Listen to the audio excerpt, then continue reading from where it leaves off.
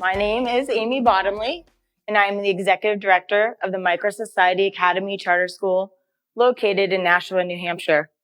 We're a small charter school serving just over 300 students in grades kindergarten through 8. You see, I've been a business owner and an educator for the last 25 years. As a business owner, I know more than ever our workforce needs employees who can adapt and innovate. We need employees who are creative, critically think, effectively communicate. Now, I'd like you to indulge me for a minute and please raise your hand if you've ever held down a job at age 9. Now just imagine, you're 6, you're 10, you're 13, and you're learning how to interview. You're learning how to write a resume. You know what a profit and loss statement is. You know what taxes are, why we pay them, and what those tax dollars are used for. See, in this school, you understand why effective writing is so important. You even know how math is used in your daily life. All this and more is exactly what we do at the MicroSociety Academy Charter School. We are teaching students through real life learning. We are teaching kids how to make those cross connections between what they learn in the classroom through the operation of their own miniature society. We are literally teaching the whys behind school. At our MicroSociety, it is a period at the end of each day. There is a government, bank, economy, courts, police, and entrepreneurs. Students need to interview, apply for jobs, they get hired, they show up to work, and they earn a paycheck. Our students also get a day off, and as you can imagine, it's their favorite day of the week. Our society is always adapting and changing, just as our real world adapts and changes. Our students get the opportunity to choose professions which pique their interest year after year. They can even take on challenges such as be a business owner, or perhaps they are a manager, or even run for president. We're teaching real world skills. When there's a messy societal problem, such as stealing, our students can propose a law. It can be debated in congressional session and perhaps passed into law. Our students are realizing that they can be the change they want to see in their own society. One thing that I really do love about our program is what parents tell us, and that is that it sparks conversation in the home. Our students are so excited to get off the bus and run home and tell them what they did on the job. Parents and students can relate.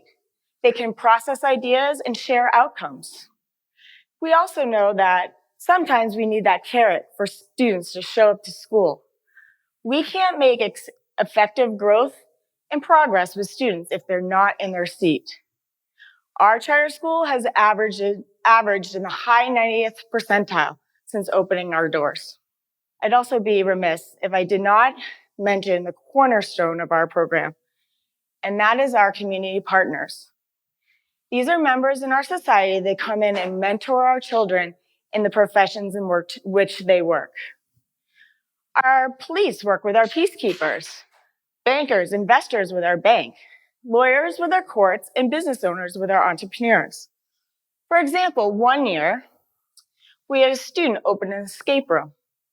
He reached out to the local owner to see if, in our community, to see if he'd come in and work with his group of students, or I should say employees. The owner agreed, and he came in on a monthly basis. He helped the students process the ins and outs of business ownership. He also helped them think of new puzzles and riddle ideas that kept everything fresh and new and customers coming back for more. See, these students had the opportunity to learn from their own community innovator. There's another thing that we're very proud about in our program at MicroSociety, and those are those aha moments. We like to refer to them as micro moments. And I'd like to take some time to share with you right now a couple of those examples. We had a second grade student who was working in the MicroSociety government one year. He was a regular walker to school, and he noticed in his neighborhood that the crosswalk light was not working. So he took it upon himself to write a letter to the Department of Public Works in his community. He asked his mom to help him mail the letter, and he waited. Sure enough, he got a response. The department said they would have the traffic department look into it and see why the lights were broken. And sure enough, within a couple of weeks, he noticed that the lights were fixed. You see, in MicroSociety program and our program, we're teaching students about civic engagement and responsibility. And this student put it to the test in his own community in just second grade. Now, as you can imagine, a lot of people come to me and say, how does this possibly work with 5 and 6-year-olds? It does, and it's developmentally appropriate.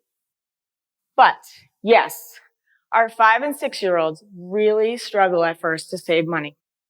They earn that first paycheck, they go out on their first day off, and they blow it all at the first day, at the first shop they see.